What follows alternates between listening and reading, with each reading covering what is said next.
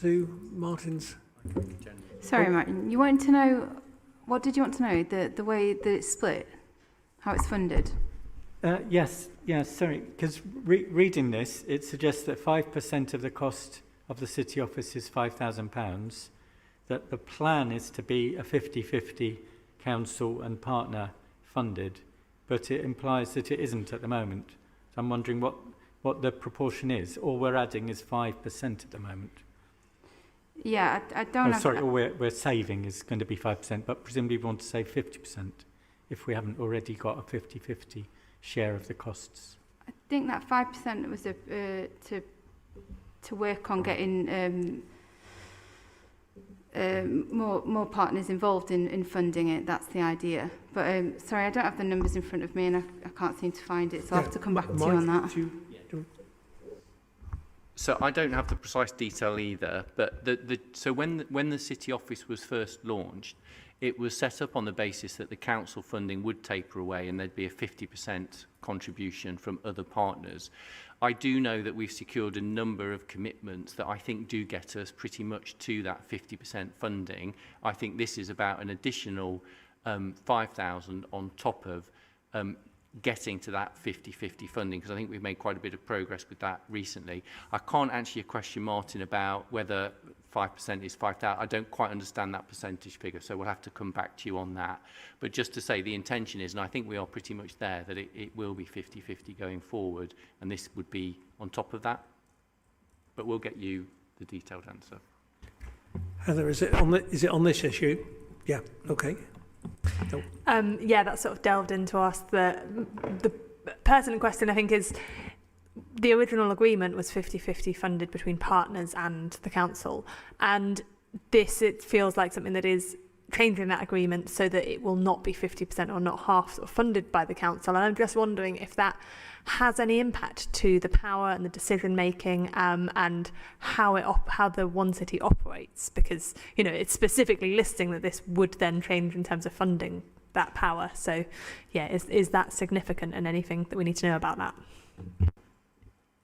So I would say no, and the genesis of this is actually when all services were asked to make a contribution towards the council's budget challenge. Everyone was asked to think about where you could make a 5% contribution to closing the gap. I suspect that's where the 5% came from. So Tim Borrett, who's the director in that area, felt that it was appropriate that this area made its 5% contribution just like everywhere else. I'm absolutely confident it doesn't change the dynamics with partners.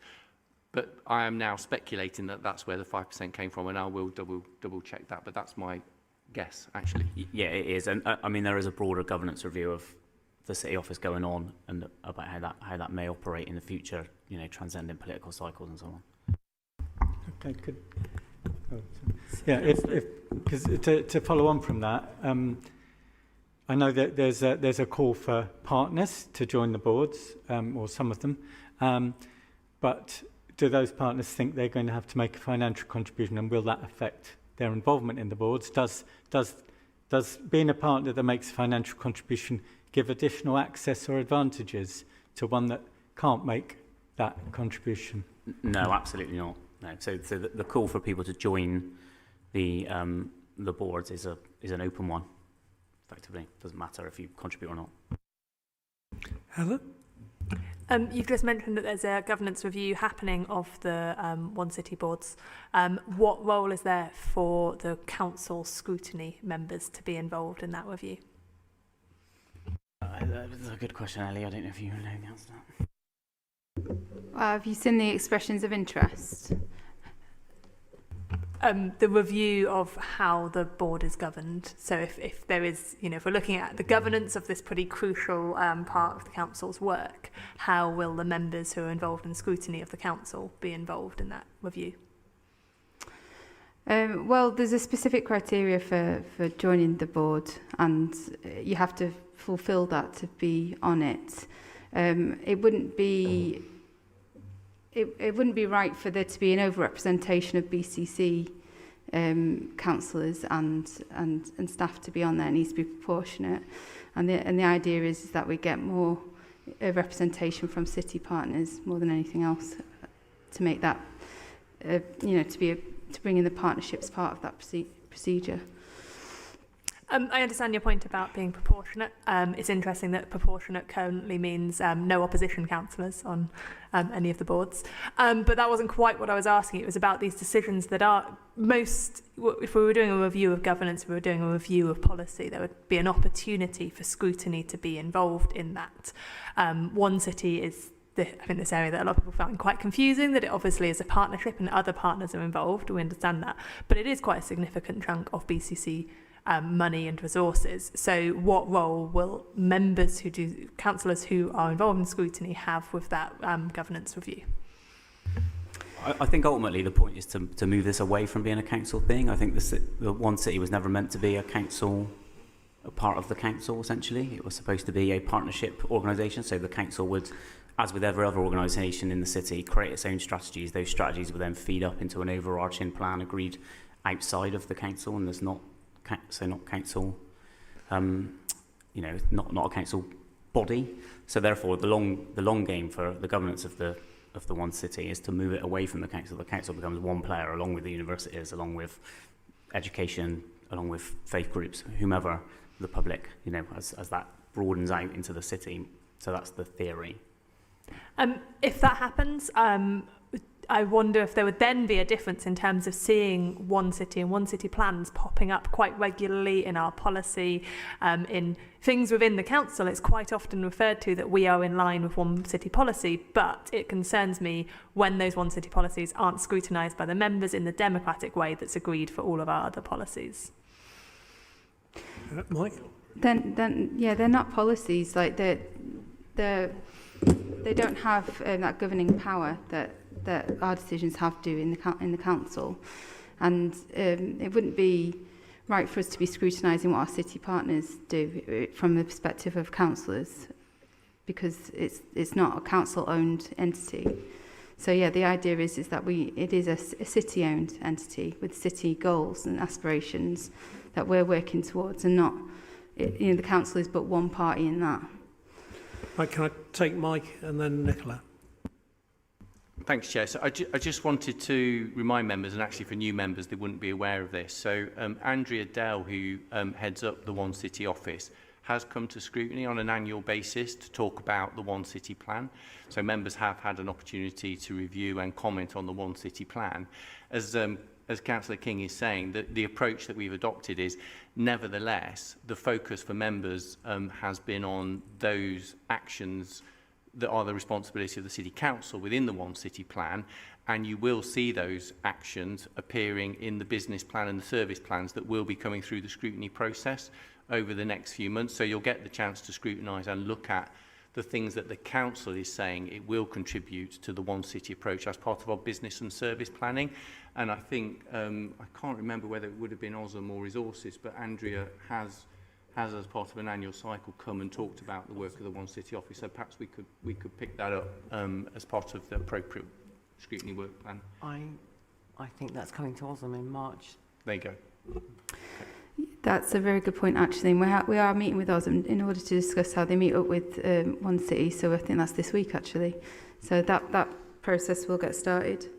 But and also we have a cross-party invites to some of our city gatherings, and so there is that opportunity to engage. Nicola? Thanks, Jeff. Much of what I was going to contribute has just been covered by Mike, actually, but I'm now speaking as the co-chair of the Environment Board. Is just to remind members that the One City plan does come to scrutiny through that route with Andrea, because I remember last year having a long conversation with her. It was actually when I was in the planning cabinet role, but around the Environment One City goals, which I now obviously happen to co-chair. I would just say that the Environment Board meetings, members are also eligible to come and take part in those and participate in the sessions. They're public, and so it's not something that happens kind of exclusive of representatives of the council. But, and as an open offer there, really, Heather, that you could contact me at any time about the discussions that take place in that. But actually, the majority of the discussion in the Environment Board is actually things that are outside of the council's control. A good example recently being about water quality. So I think, just, Heather, to pick on the points you've made, because Mike quite rightly pointed out that reports have been brought to Osm on a regular basis. What you didn't quite say, Mike, however, was that Osm regularly recorded that it wished to be more involved in the One City. And from my point of view, that was not for members to be challenging what was happening, because I personally saw it as a positive initiative to engage others. But I still feel very aggrieved that as an opposition councillor, I am substantially excluded, and I welcome the invitation to members to attend the boards. But I did look at the application to go on the boards and find it very strange that I am one of 70 of us, or not 70 of us, 46 of us, specifically precluded from having anything to do with serving on those boards. And that I feel very uncomfortable with. So I'm interested to hear about a governance review, and I'm interested in who's commissioned the governance review. Is that a partnership commission, or is it the City Council who has commissioned it on behalf of the One City office? So I would say it's the City Office review of its governance. So does the council want to continue to be putting money into it? No. Does the council want does it want to be sort of linked to the mayor in some way? No. So it's, you know, ultimately it's for the benefit of the city, this institution. That's what it's there for. And ultimately it needs to be funded by the city and operated by the city rather than the City Council.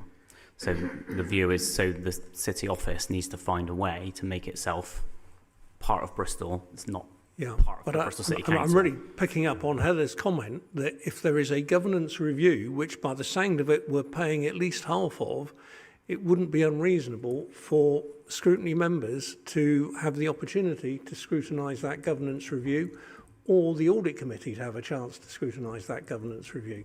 So I'm throwing out that challenge, and I think I'd have the support of all members if I also said the offer that we would like to be involved in a constructive way remains, and I'd fully support the mayor and the executive not including people who were not constructive in the process or destructive. I have no problem with that, but I think the exclusion of opposition councillors isn't appropriate in something that is trying to be One City, because it's actually One City excluding opposition councillors. So there are two veins there. One is the inclusion of opposition members, and the other is accountability for a governance review, which the council is paying for.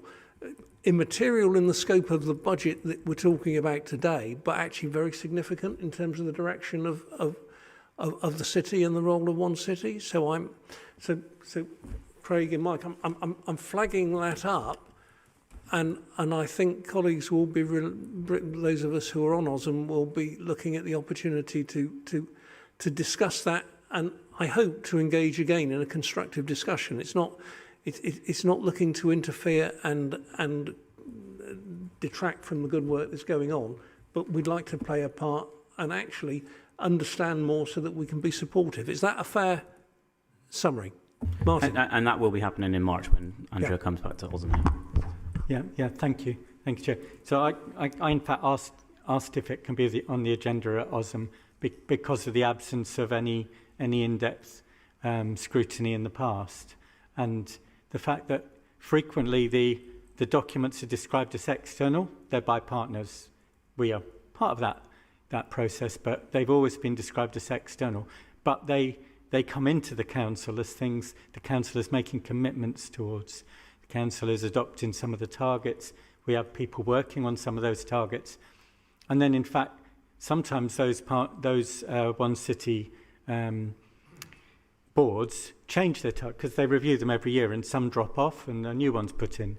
And they're a list of ideas really and aspirations, and we agree with them. Collaboration and partnership means common ground. So we share that common ground, and then we find they're not a priority of the One City board perhaps the year after, or they've become a council priority because it's in one of the One City documents. But we've always been told, but that's an external organisation, set up. And these things have come into the council. That's why there's been frustration, I think, about not being part of something that we are then signed up to. And that's why I did ask for it to be on that agenda for that meeting. And so I look forward to that, because it is about collaboration. It's about finding common ground and then hopefully expanding it across more and more city organisations to move things in the right direction. But it's always sort of arrived in the council to those of us, not involved, us. This is something that's come from that process rather than something we're part of. Heather, and then I'm going to bring this particular item, and Zoe, and then I'm going to bring this to a conclusion. I think I pretty much echo Martin here, that where our contributions to the One City, that it should still be something that members have an opportunity to scrutinise. And I've seen it crop up more and more often that this is in line with One City, therefore it feels like a decision is made without the opportunity for opposition councillors to scrutinise that. And I think it's very much the similar discussions and decisions that have to be made about Bristol's contributions to WECA projects and how things are scrutinised in terms of decisions made between Bristol and WECA. I think One City is similar, and there's a very, in some ways, in terms of our contribution towards it, and there's some very complicated decision making in that. I suppose the pushback I would make to that is that Marvin's manifesto was broadly based on the One City plan. So actually we've been elected on those as our commitments. Marvin was elected on that as his commitments, and therefore we have built our corporate strategy and so on in line with the things that were in Marvin's manifesto that also are in the One City plan. So I take your point, but I don't agree. Zoe.